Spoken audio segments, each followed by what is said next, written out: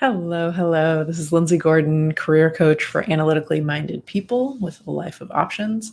And today I want to talk to you about why your half hearted job search is stealing your energy and making it a much more painful experience than it needs to be. So, unfortunately, kind of think of the job search as being a painful process. Nobody looks forward to it. Nobody has any joy or playfulness or excitement in the job search. And there are a couple of reasons for that. And one is that it's very difficult for a lot of people to do a job search. There's a lot of bias as to how people judge you of how you show up and how you present yourself and how you speak, and all kinds of bias shows up in the interview. So that's not what we're talking about today, but that is a very real part of the job search. But I think one of the biggest reasons that your job search may be a painful experience, aside from that, is that your heart is not in the job search. And what I mean by that is not that you need to try harder. You need to just make sure you're getting excited about it. It's not about just revving yourself up and having that positivity, but really your heart isn't in it. And I want to share a couple of examples of what that sounds like, and then we can talk about why that is occurring. So I talked to a couple clients recently who said, first one said, I definitely feel burned out from an intermittent job search that has been off and on for the last 3 to 5 months. So sometimes we're in it, sometimes we're frustrated. Then we're like, okay, we're back on the horse. We got to do it again. And mostly we're just looking at job search postings, which is one of the most exhausting things to do, but that's a topic for another day. So this idea of the intermittent job search. Then another client shared about his process for his job search and where he had arrived when he kind of showed up at my door. And he said, I'm tired from a sporadic job search where I applied and interviewed for 12 jobs, which is so much work. You know that. It is basically having another full-time job to do interviews. So 12 jobs that he is applying for. He actually got 3 offers, but then turned them down because they didn't feel like the right fit.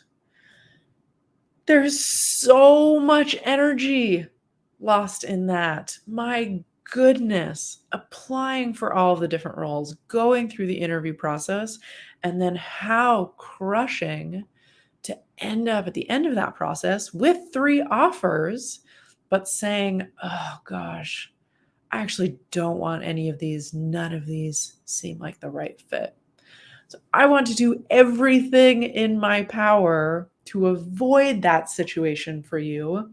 So you are losing so much valuable time and energy if that's the kind of job search that you are in.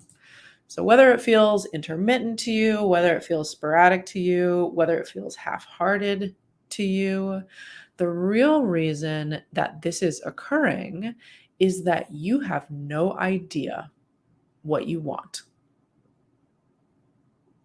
And so then you are applying for everything.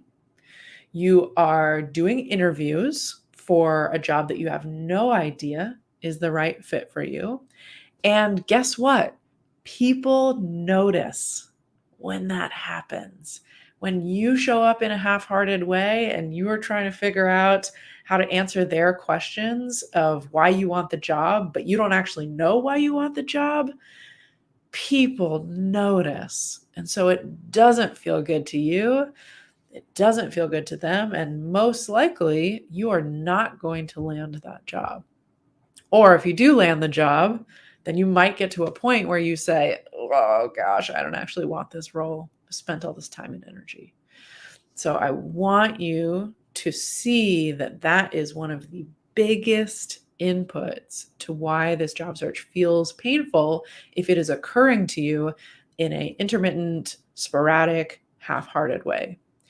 So, what is a counterintuitive way that we can do a full hearted job search that does not feel intermittent or sporadic? The thing that I tell clients is that I want you to be saying no to things as soon as possible. So it might sound counterintuitive because I've named my business A Life of Options, but I do not want an overwhelming set of options for you. That is not the life that we are creating. We are creating the life where we get to say incredibly fast no's to the ones that aren't a good fit, so that we are creating or curating a small set of awesome options that you know you're going to be jazzed about when they get to the offer stage. So the more quickly that you can know what is important to you, right? That's always the first step. We need to get you clarity about what is important to you.